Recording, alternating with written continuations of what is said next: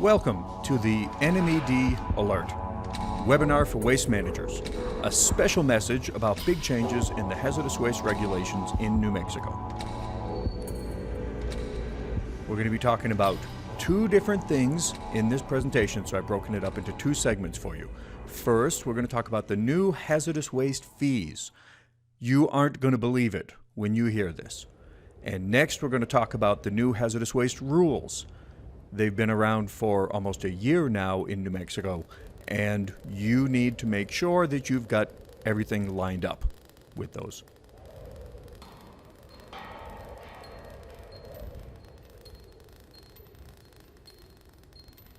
So, in our first part of this webinar here, we're going to talk about some different things that you're going to figure out. You're going to discover that there are new fee increases proposed by NMED, which is the New Mexico Environment Department, and the actions that you can take to reduce your fees. So, who am I? My name is Ron Harvey. I've been in the hazardous waste business now for 35 years. I got into this field completely by accident in 1984. It's a long story. We can talk about that some other time, perhaps. And I've personally handled more than 400,000 drums of hazardous waste. I've worked at 3 disposal facilities. I've responded to several hundred chemical spills and all sorts of other circumstances involving hazardous waste. And on the other hand, twice I've had a herd of milk goats, and I really love making cheese. Here's a picture of some of my goats. So let's get to it here. Do you know that NMED has proposed huge increases in the fees for hazardous waste generators? I want to ask, do you know your generator category and how that affects your new fees? And I'd like to know if you have thoroughly examined all your wastes to make sure an accurate hazardous waste determination has been made. We're going to go through this step by step because I want you to understand exactly how to get this done, all right? I want you to know how to find out what your new fees are and how to reduce them. So first, the very first step in figuring all this out is to characterize your wastes.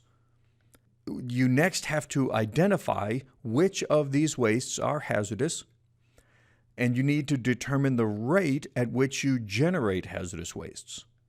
You need then to determine your generator category, and then you can find out what your new hazardous waste fees are going to be.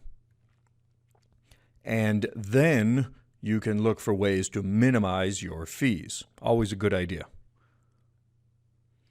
Now, I'd like to let you know here that there is a PDF that I'm going to make available for you. It has all of the slides in this presentation, and if you go to this address, you can have them all.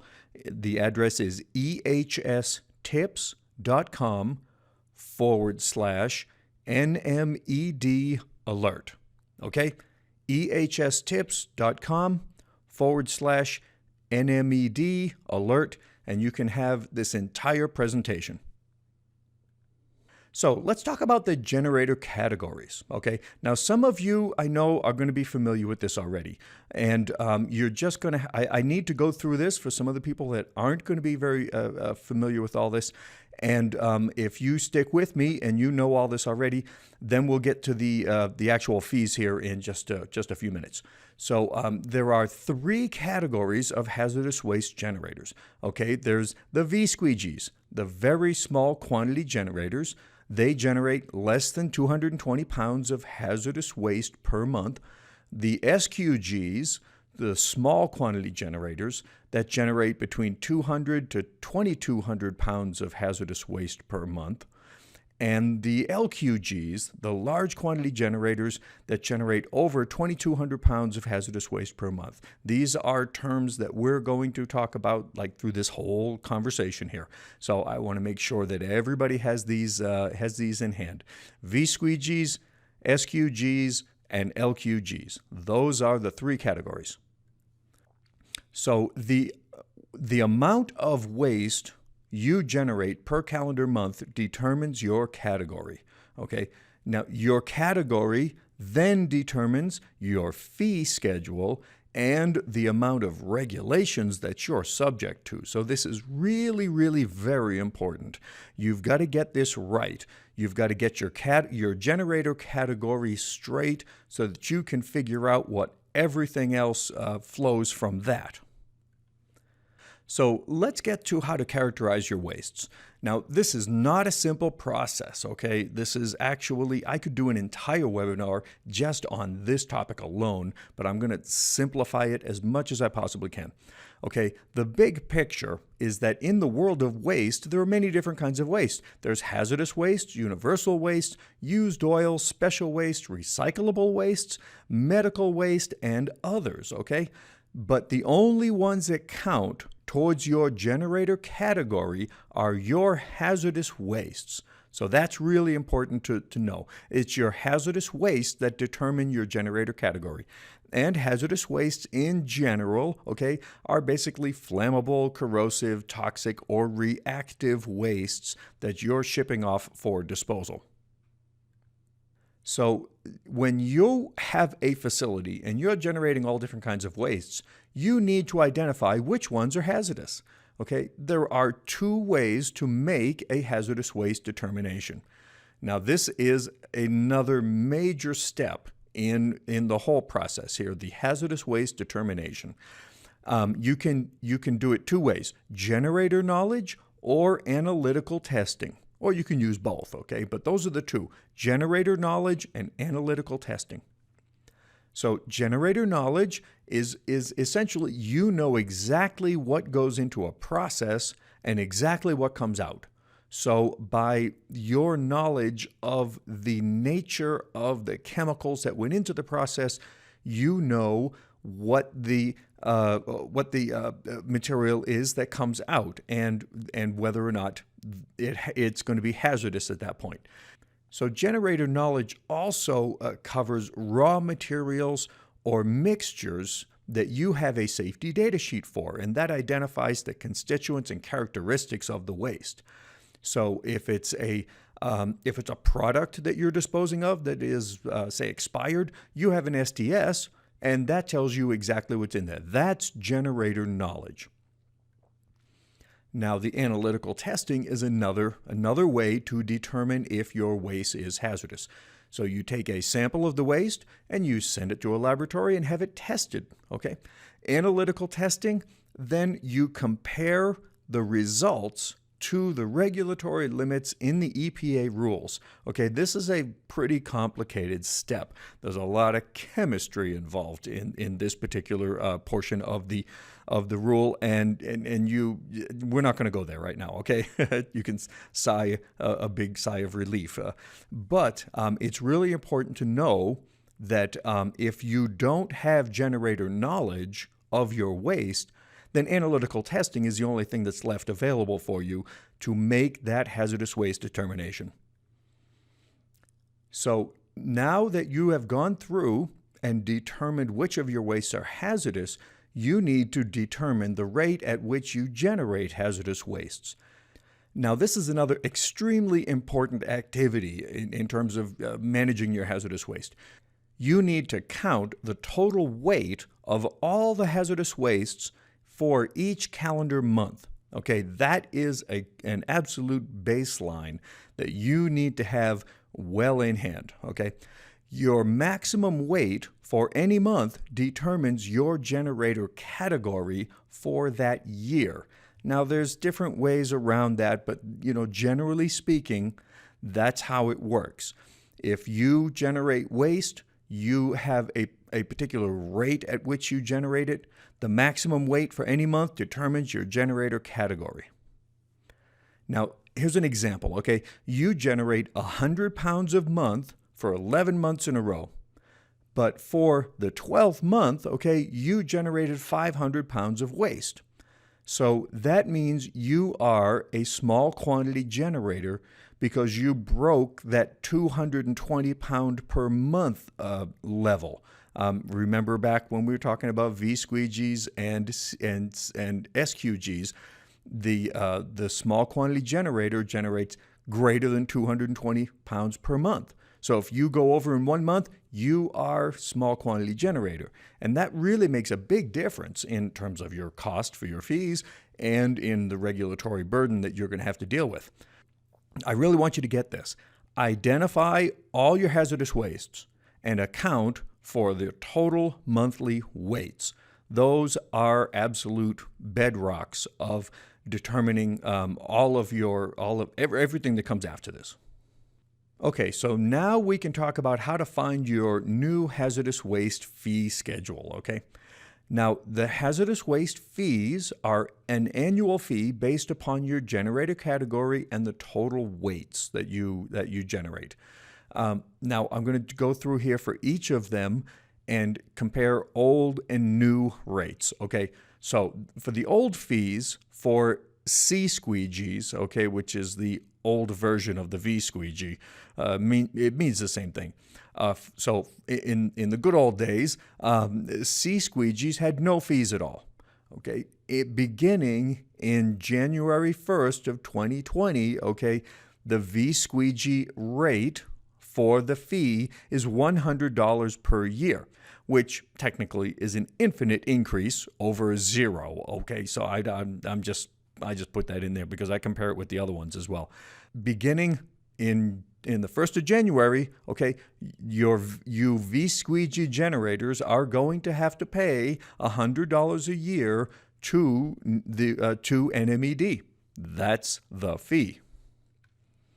Now, the old fees for small quantity generators were quite a bit more, and they varied from $35 to $250 depending upon the total weight that you generated during the year. Okay, that's not too bad. But beginning in January 1st again, your HWGIR fees are going to go up to $500 per year. Okay? That's an increase of between 100% and 1,325% on the fees that you used to pay as a small quantity generator. Wow. I mean, that's really steep. I mean, how these guys have justified doing this? Well, basically, they're saying that we need money to run the hazardous waste program, and they're going to get it from the hazardous waste generators. Well, okay, fine, but $500 a year for the privilege of generating hazardous waste, it seems like kind of a lot if you ask me. But if you're a large quantity generator, you've really got some stuff happening here, okay? The old fees for a large quantity generator were 1 penny per pound of hazardous waste and 1 penny per ton of other various wastes. Sorry about the bottom of the slide. I screwed it up. I forgot to get all that out of there, okay? But just look at the fact that the old fees, a penny a pound or a penny per ton for other wastes. Okay, that's not very much if you really want to get right down to it. But the new fees beginning January 1st for large quantity generators, $5,000 per year if you generate less than 5,000 pounds of hazardous waste. If you generated between 5,000 and 10,000 pounds, your fee will be $10,000 per year. If you generated more than 10,000 pounds of hazardous waste in a year, your fee, annual fee, is now $20,000. Now, that's a staggering increase. If you calculate it, it's at least 9,900% increase. And I'll tell you what, to be honest, that makes me mad. And it might make you mad too if you're a large quantity generator. But these are the numbers, okay? That's what's coming. And that's why I'm spending the time to put this together for you today, because I want you to be ready for this and to see if there's anything we can do to try to, mitigate this, the burden here that's coming along. But it gets worse. If you're a large quantity generator and you generate 6,000 pounds for the year, okay, which is nothing. I mean, that's a really small, large quantity generator, if you ask me. So that boots you up to the $10,000 per year fee because you're over the 5,000 pound limit. Now you're paying $10,000 to dispose of 6,000 pounds of waste. That's $1.67 per pound. The fee is $1.67 per pound, an unfathomable, astronomical increase of 16,600%. I don't know, guys. I went through and did all this earlier, and I'm reading it right now, and I'm thinking to myself, golly, what the heck? So anyways, though, this is it. This is where we are. I'm going to take a deep breath. I'm going to try to relax, okay, so we can get through the rest of this. So what we can do here is we can find ways to reduce your fees, no matter what category of generator you are. And there's only one way to reduce those annual fees, and that's to reduce the amount of hazardous waste you generate. So, there are many ways to do that, okay? Substitution, the good old-fashioned way of replacing hazardous chemicals with non-hazardous ones so that your waste is non-hazardous. Okay, you've probably been doing that already, okay? Recycling is another option. On-site recycling is allowed, but it's complex and it really isn't very cheap. Although with these new fees, that might really change the equation quite a bit right there. Reevaluation of your waste, taking a hard look at every waste that you're calling hazardous. Because sometimes, somebody in the past might have characterized a particular waste as hazardous, and you haven't reevaluated that in 10 or 15 or 20 years, okay? And, they may have done it wrong. So it's time to really think about that. Okay, you want to look at process changes, ways to change or eliminate processes in your facility that generate hazardous waste. Those are kind of hard to do because they affect your product and all bunch of other stuff. So that might not be real easy to pull off. Treatment is another option for you. Some waste treatment is allowed on site by generators, in particular what they call elementary neutralization. So if you generate a large amount of an acid or a basic corrosive waste stream, you might want to think about how to treat that waste and take it off the books as far as hazardous waste is concerned. Okay, there are other ways that are simply too complex to go into here, but the bottom line is there's lots of ways to reduce the amount of hazardous waste that you're generating, and we can find them. Oh, and I almost forgot to mention that from now on, the fees will be increased for inflation every year from now on, okay? Gee, just to put a little salt in the wound, huh? All right, on we go. Now that you've learned the step-by-step process for how to determine your generator category, let me make this a little more real and show you how we can deal with this situation. For the past 35 years, I've been doing nothing but working with hazardous waste. And yes, my goat's on the side, all right? Can't leave the goats out of the picture. But that's all I've done for 35 years. I've never been in any other business. I know the hazardous waste rules as well as anyone. And I know how to apply the rules to almost any circumstance. And I'm willing to make everything that I've learned available to you.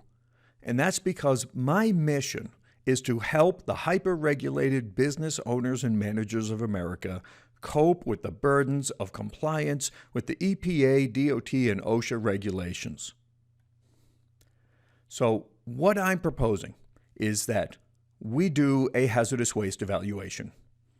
We look for ways to reduce the hazardous waste generation at your facility. We identify incorrectly designated hazardous wastes.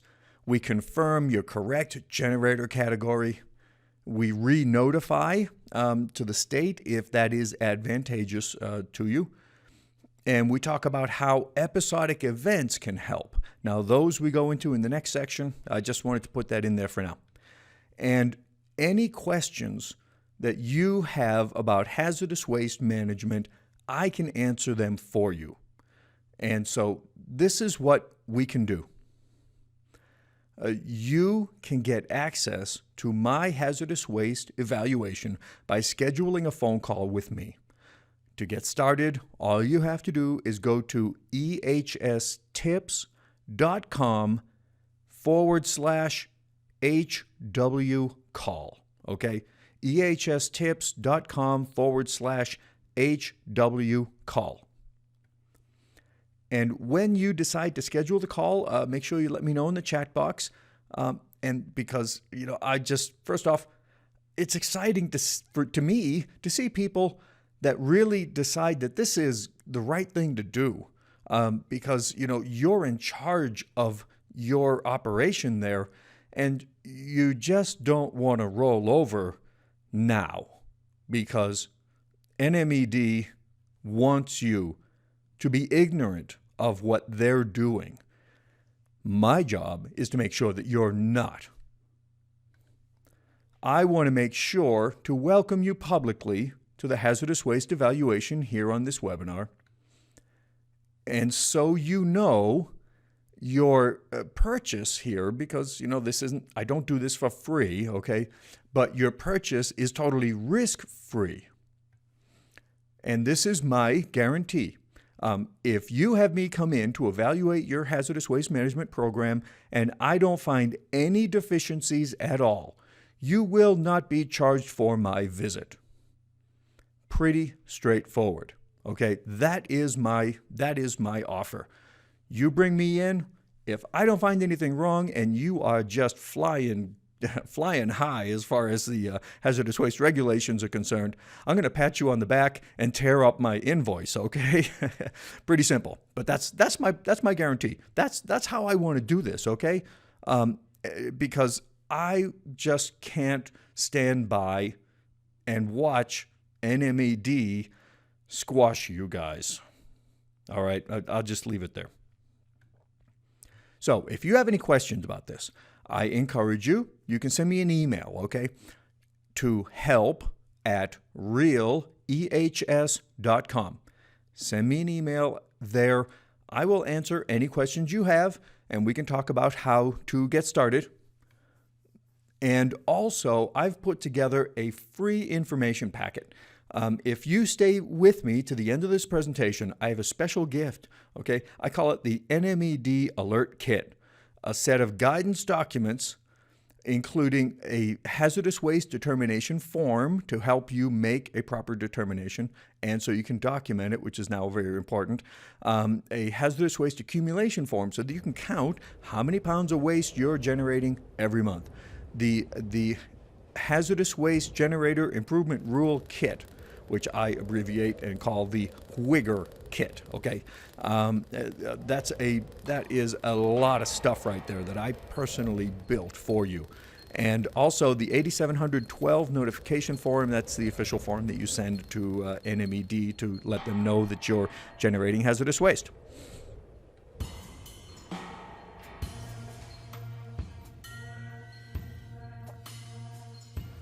Okay, you ready for part 2? Here it is, the new hazardous waste rules.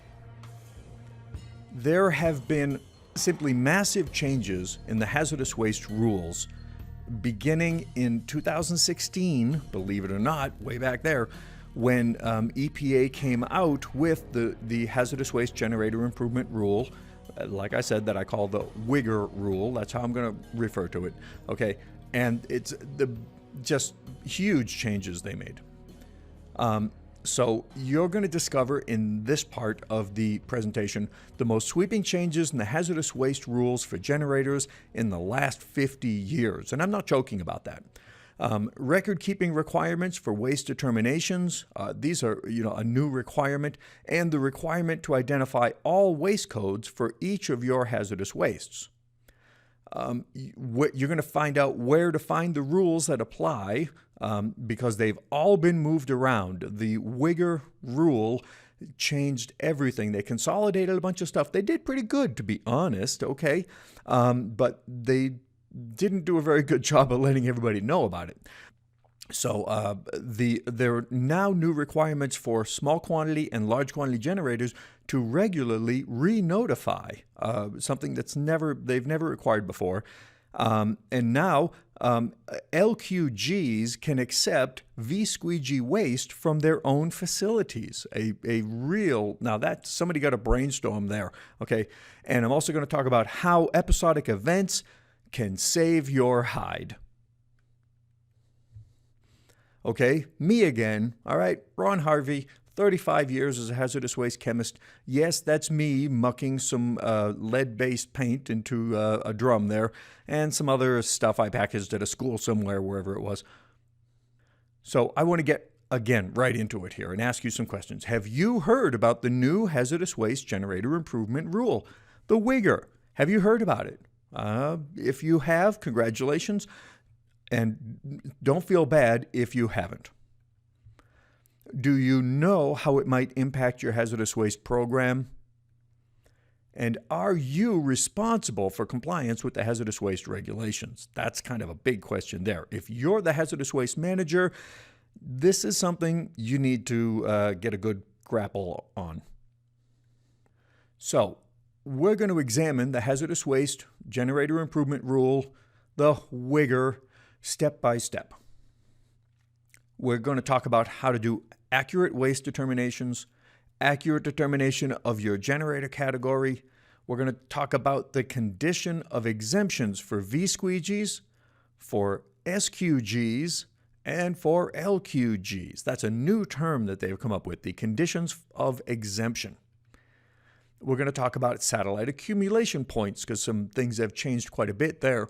We're going to talk about episodic events, something that have been really necessary for a long time, and I have to congratulate EPA for actually coming up with that. We're going to talk about the re-notification requirements for small quantity and large quantity generators. And again, if you want to get a PDF download of this entire presentation, all the slides, okay, you go to ehstips.com/NMED alert. Okay, you can get the whole thing there and watch it again and again and again. Just kidding. Okay, now we're going to need to make accurate waste determinations. So for each waste at your facility, you must apply the entire waste determination process. And believe me, that's not an easy thing to do, okay? You need to first determine if the waste is excluded from the hazardous waste rules altogether. And many wastes are. Like, for instance, septic waste is not a hazardous waste. It's excluded from the rules. So the next thing you need to find out is it an EPA listed waste? Now, that is another very complicated topic. Could talk about that for a long time, but we'll just leave it at that for right now. You need to find out if your waste is listed, okay? And then you need to determine if your waste is EPA characteristic, okay? That's how you make an accurate waste determination. So, and there's something new just for this small quantity and large quantity generators is that all EPA waste codes must be identified. Now, in the good old days, if you had a paint waste and you just called it D001, everything was good, okay? But now you have to add every single waste code that applies. There may be F codes, there may be other characteristic codes that apply to the waste. You've got to identify all of them, okay? And you must keep records to support your waste determination. That's another big new requirement, okay, for small quantity and large quantity generators. You have to have records to support your waste determination. So don't be surprised the next time EPA or NMED walk in and they say, let me see your waste determination records, okay? You better be able to provide them because this is a large requirement. They're going to say, well, you haven't properly made a waste determination. That's a potential big violation, okay? You don't want to do that. So now you want to make an accurate determination of your generator category. That's the next big step, okay? there are two categories of waste to consider when it comes to doing this, okay? I'm going to try not to get into the weeds too far, but this is how it works, okay? There are acute wastes and non-acute wastes. Those are the two categories, the two different types of waste that are taken into consideration here. Okay, acute wastes are what they call P-listed wastes, which are some of your really, really, really nasty chemicals, okay? You know, sodium cyanide and a lot of your pesticides and all sorts of nasty, nasty chemicals are on the P list, okay? So if your waste is accurately determined to be P-listed, it's called an acute waste. Big difference in the management of those. Okay, non-acute wastes are basically everything else, okay? If it's hazardous waste and it's not P-listed, it's called non-acute waste. Okay, we're trying not to get too deep in this, but this, you know, hey, this is where we got to go. So, if you generated no P-listed wastes, it's easy, all right? So for VSQGs, less than 220 pounds per calendar month during the course of a year, and you are in the generator category known as very small quantity generators, VSQGs.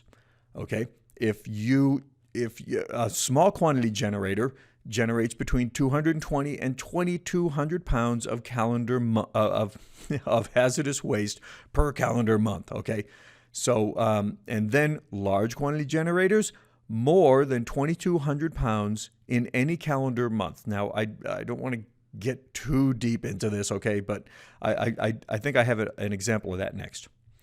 Oh, well, maybe not next. Okay, so if you do generate P-listed wastes, it's not so easy. If you generate more than 2.2 pounds, just 1 kilogram in a calendar month of a P-listed waste, that kicks you up to large quantity generator status. Okay, now I want you to understand this because this is really big.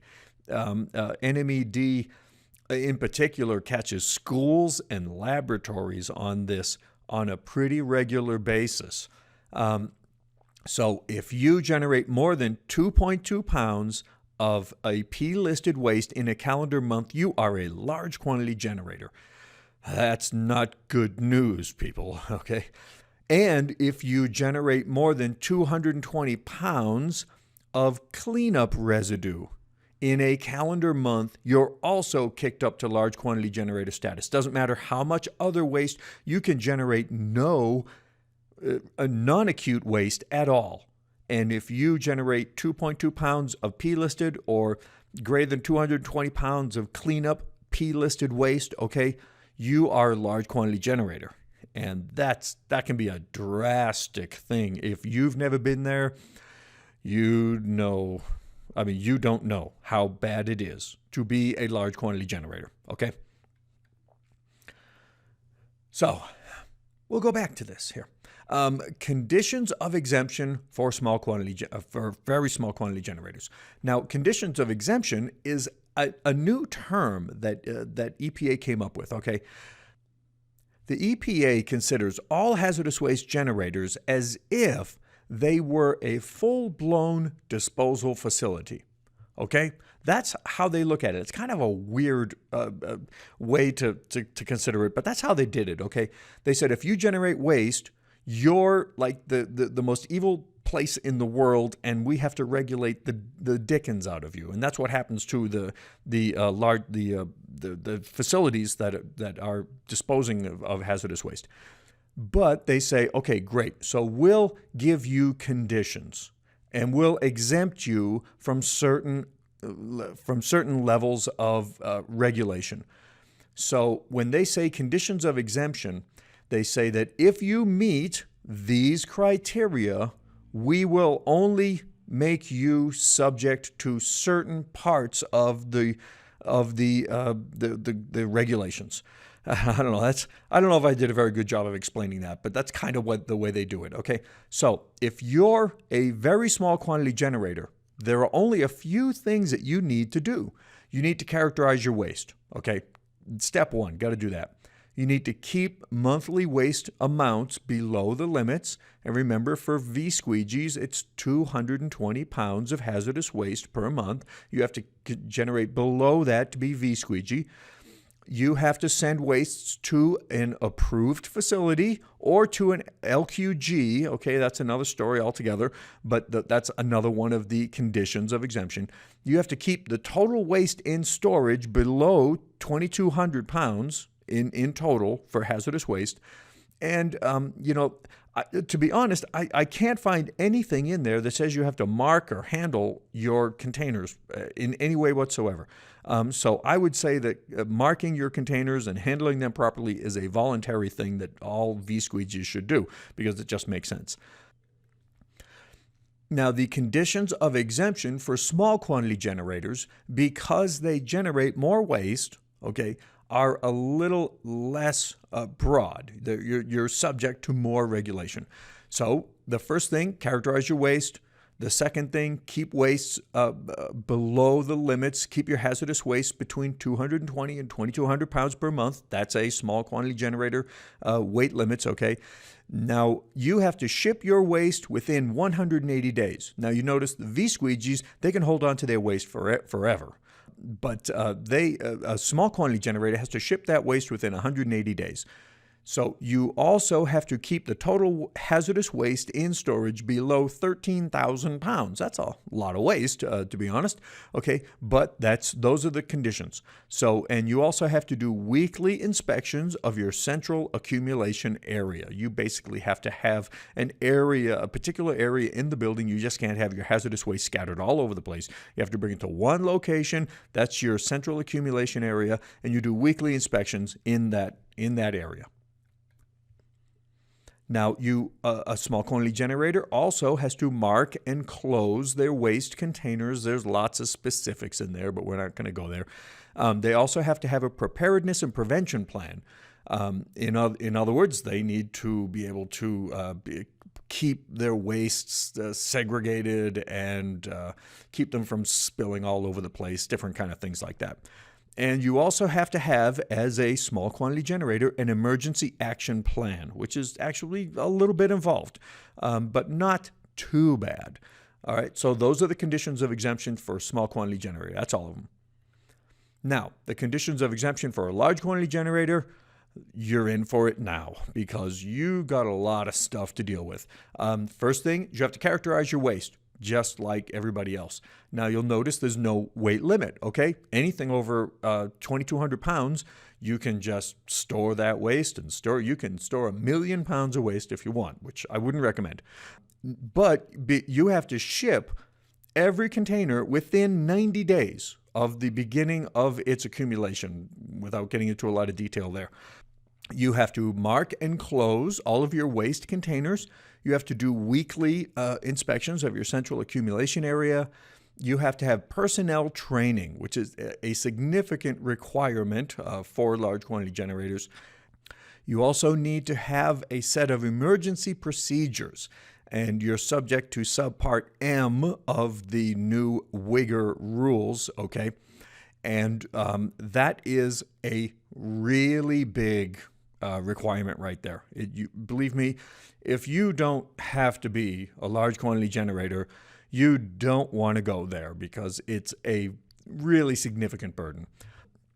Now, also, if you're a large quantity generator and you close either your storage area or the facility as a whole, NMED is going to get involved. You've got to let them know that you're closing. And you've got to be able to show them all their records and that you've gotten all the waste out of there. There's a lot to that.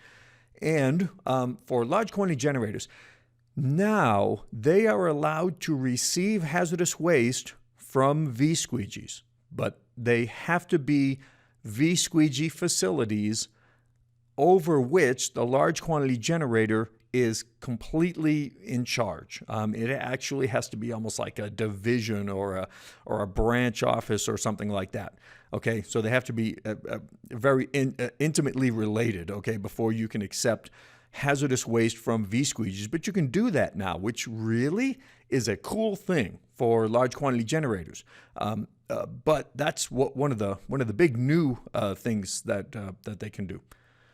Now, satellite accumulation areas. In case some of you have not heard of that before, a satellite accumulation area is a waste storage area at or near the point of generation. Now, let's say you have your central accumulation area is way over by, say, your shipping and receiving dock, and you have equipment generating hazardous waste throughout the building. You can have a satellite accumulation area near that equipment so that you're not, carrying 5 gallons of waste halfway across the facility to dump into a drum every day over in the central accumulation area. Okay, satellite accumulation areas are very good to have, but they now have, some more regulatory requirements. In your satellite accumulation area, you have to keep your waste in good containers. The waste in the containers have to be compatible. Incompatible waste storage, you can't be pouring different kinds of waste together if they react and blow up and start fires and stuff. And you also have to segregate the containers themselves that are incompatible. So marking and closing of the waste containers, you have to mark the containers with the words hazardous waste and an indication of the hazard type. Okay, now, in the satellite accumulation areas, you're allowed to have up to 55 gallons of hazardous waste or 1 kilogram or 1 liter of acutely hazardous waste. Okay, that's the amount. You can't just have an unlimited amount of material in these satellite accumulation areas.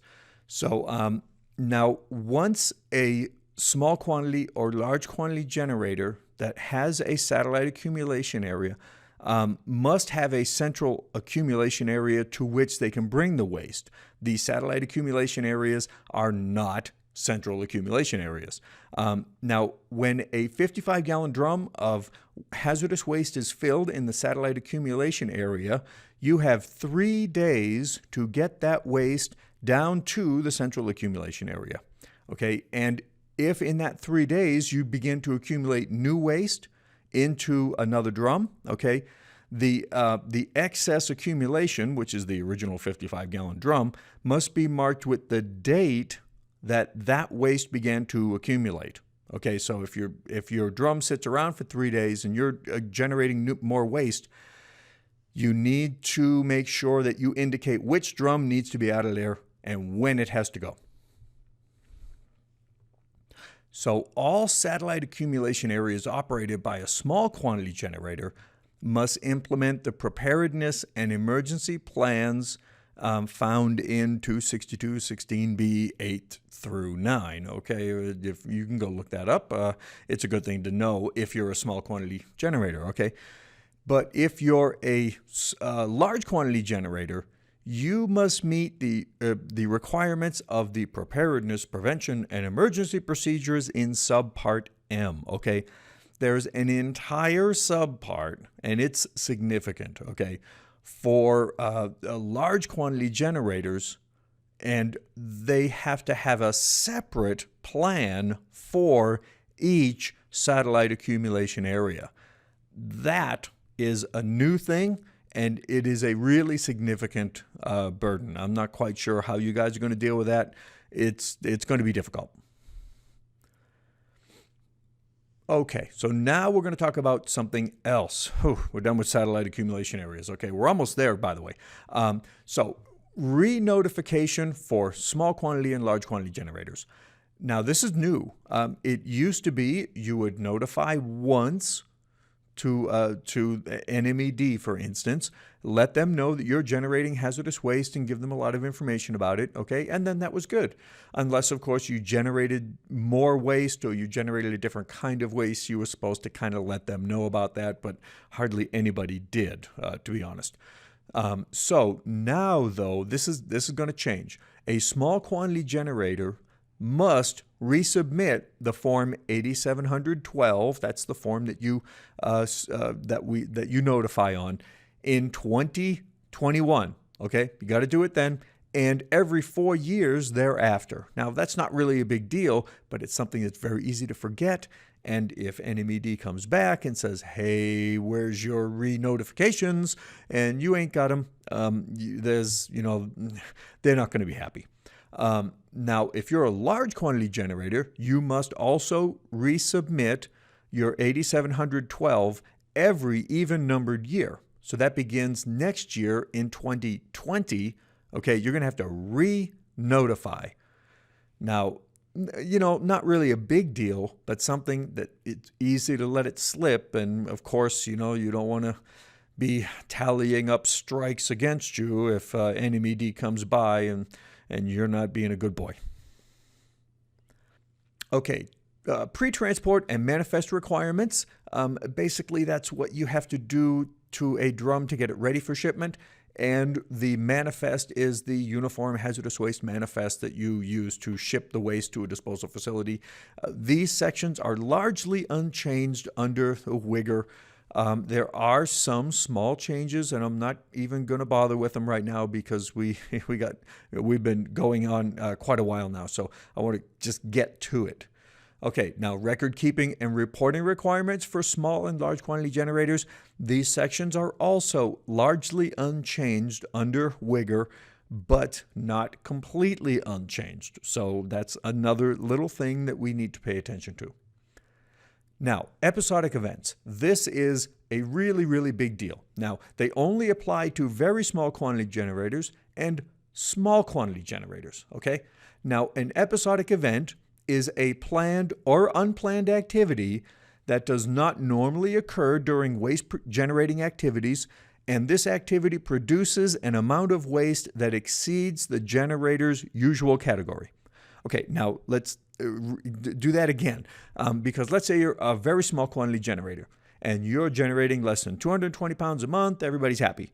But for some reason, you generate an unexpected type of waste. And it's a lot. It would push you over the 220 pounds per month, and therefore, in the old days, that would make you a small quantity generator, and you'd have to retool your entire Haz Waste management system. Now that has changed because you can do one of two types of episodic events. There is first the planned episodic event, which is an episodic event that the generator expects and plans for, and which includes regular maintenance, tank cleanouts, short-term projects, and the removal of excess chemical inventory. Okay, so let's say you had a warehouse out back, and it classifies as a hazardous material, and it didn't sell last year or whatever. Maybe it was off spec, it got returned to you. There's a lot of different things can happen, okay? And so you've got this chemical inventory of, let's say 10,000 pounds, 20, 30,000 pounds of this stuff, okay? That would throw you into large quantity generator territory. But if you do a planned episodic event, that keeps you VSQG. Now, get that. That's really important. That's a really, really important thing. So an unplanned episodic event, okay, is the other type. An episodic event that the generator did not plan for, which includes production process upsets, product recalls, spills, or acts of nature is actually what it says in there. Let's say you have a flood and it damages a whole bunch of aerosol cans and they're all flammable. And so now you have to dispose of these. You can't sell them. Okay, that can be managed under an unplanned episodic event and prevent you from jumping up into either small quantity or large quantity generator status. So let's look at the episodic waste events for VSQGs, because for VSQGs and CSQGs, very slightly different. A VSQG can maintain its generator category during an episodic event by complying with the following conditions. That's the dig right there, okay? Is that you can maintain your VSQG status by pulling an episodic event. A VSQG is limited to one episodic event per year, okay? You can only have one. The notification for a planned event is done differently from an unplanned. A VSQG must notify EPA, or NMED in our case, at least 30 days prior to the event by submitting a Form 8712. Okay, so basically you've got to give them a 30-day lead time that you're going to do a planned episodic event. So that's really important. You've got to give them 30 days. If you don't, and you try to pull one of these things, they're going to get mighty upset. Now, notification of an unplanned event, okay, it's different. A VSQG must notify EPA within 72 hours by phone, email, or fax. Nice that they give you some options there. Okay, so this notification must include specific information about the event and the phone number of the site contact person. Okay, so if you have an unplanned event, let's say a spill, okay, and you're going to generate a lot of waste that's hazardous, you must fill out the 8712, send it to NMED within 72 hours of the unplanned event, okay, and then you can use an episodic event to manage this waste, okay? It's just such a great thing. I mean, I really got to hand it to EPA. They made a big difference with this one. So the VSQG must get an EPA ID number by submitting the Form 8712. Generally, VSQGs don't have EPA ID numbers, but if you're going to pull an episodic event, you got to get one. Okay, so as far as the accumulation of the waste from an episodic event must be stored only in containers or tanks. The containers must be labeled with A, the date of accumulation, B, the words episodic hazardous waste, and C, a description of the hazard of the waste. And the hazardous waste from an episodic event must be shipped to a permitted facility, basically a TSDF as we call them, on a Uniform Hazardous Waste Manifest. Now, generally, VSQGs don't have to use Uniform Hazardous Waste Manifests, but for an episodic event, gotta use one. The waste must be shipped off-site within 60 days of the beginning of the episodic event. So you've got a time frame, okay? Once you have that spill and you pull an episodic event, okay, you've got 60 days. You got to start getting ready to move all that stuff. Okay, record keeping. The VSQG must keep a detailed record of the episodic event, including specific information. Well, okay, get specific then. But, whatever. You have to keep track of the entire event as if it were, something that you're going to be writing a book about. Okay, but include specific information in these detailed records. Okay, episodic waste events for small quantity generators, kind of the same, but there's a couple little differences. Okay, an SQG can maintain its generator category during an episodic event by complying with the following conditions. A small quantity generator is limited to one episodic event per year, just like the VSQG. Okay, notification of a planned event, and a small quantity generator must notify the EPA 30 days prior to the event by submitting a new 8712 form. Okay, so it's the same 30-day lead time you got to give them. Notification for an unplanned event is the same. A small quantity generator must notify EPA within 72 hours by phone, email, or fax. The notification must include specific information about the event and the phone number of a contact person. And the CSQG must get an EPA ID number by submission of the 8712. And believe it, that's in the rule, but it doesn't make any sense because SQGs are supposed to have ID numbers anyway, so I don't know why they put that in there. Okay, accumulation of the waste. Waste from an episodic event must be stored only in containers or tanks. Containers must be labeled, just like the VSQGs, the date of accumulation, the words episodic hazardous waste, and a description of the waste. And the CSQG can treat hazardous waste from an episodic event on site or have the waste shipped to a permitted facility on a Uniform Hazardous Waste Manifest. Now, that's an interesting one because let's say you spilled some hydrochloric acid or something like that. That's going to be a hazardous waste. You can technically neutralize that waste and make it non-hazardous. That's what they mean by treating hazardous waste, is you make it not hazardous anymore. So now that is a pretty cool thing right there. I bet the EPA or NMED is going to want to know what you got in mind if you say you're going to treat your waste, but that's what you can do. And the waste must also be shipped off within 60 days of the beginning of the event. Cool. And the SQG must keep a detailed record, including specific information, just like for the VSQG.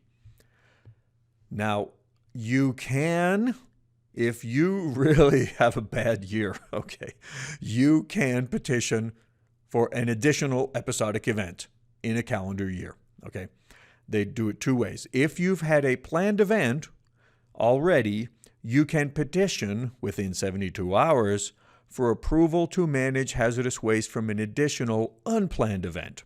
Okay, so if you had a tank clean out and great, everything was done, and then you had a spill and you needed another episodic event, you can petition NMED for permission, and they will grant it to you in writing if they so please, to manage this hazardous waste as episodic event waste. Now, if you've already had an unplanned event, which is a spill, let's say, okay, you can petition for approval to manage hazardous waste from an additional planned event under this part. So if you had a spill earlier in the year and then later in the year you have a tank clean out, you're going to have to ask permission to manage that as episodic waste. I mean, I hope that they're kind enough to let you do it, but you never know. So anyways, that's it for episodic events. Now, honestly, I've really still got to give EPA some credit. They made this a lot easier, because this used to be a tremendous hassle for a lot of companies. So, now that you've learned the step-by-step process, let me show you how we can make sure that you make the most out of this and keep you out of trouble with NMED. For 35 years, I've been a student of the hazardous waste regulations. When I see big changes in the rules, I want to make sure nobody in the regulated community gets caught flat-footed. So I'm willing to make all of this available to you, because my mission, okay, I came up with this after being in thousands of businesses over the course of my career.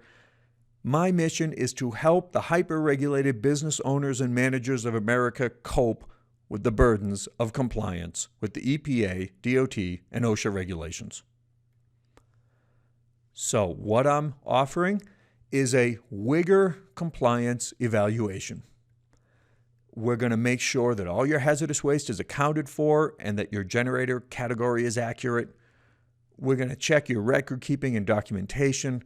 We're going to look over your central accumulation areas and your satellite accumulation areas. We're going to ensure that all your conditions for exemptions are squared away. We're going to examine your waste profiles and your manifests, and generally look for anything that might incur the ire of NMED.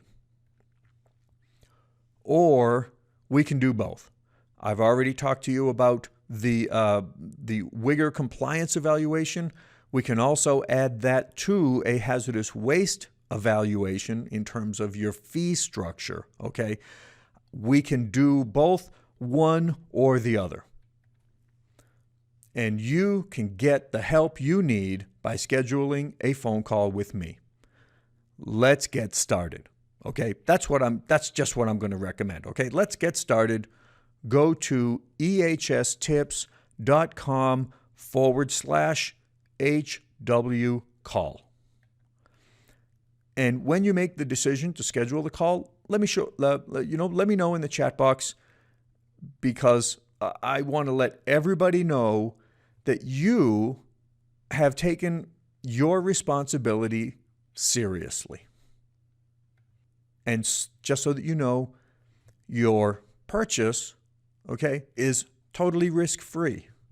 Because if you have me come to evaluate your hazardous waste management program and I don't find any deficiencies at all, you will not be charged for my visit. And that's just as flat as I can make it, okay? I won't charge you. I'll tear up my invoice right in front of you.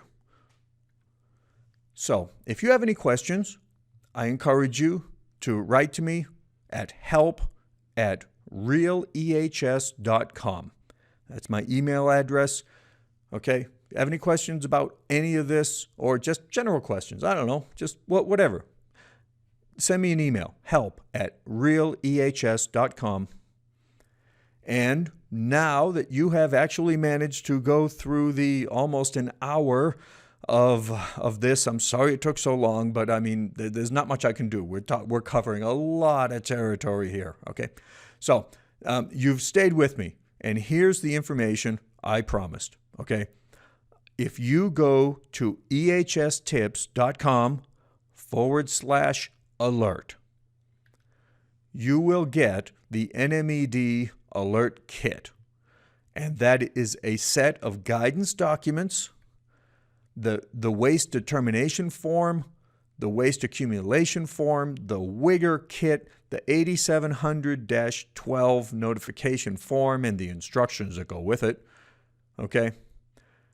And now that you've made it, I want to thank you for attending the NMED Alert webinar. I want to let you know that there is hope for the hyper-regulated, and I can help you get all of this squared away so that you don't have to be concerned about it anymore. We can nail it down so that you can do it right. This is Ron Harvey with Echelon Environmental, signing off. Thank you.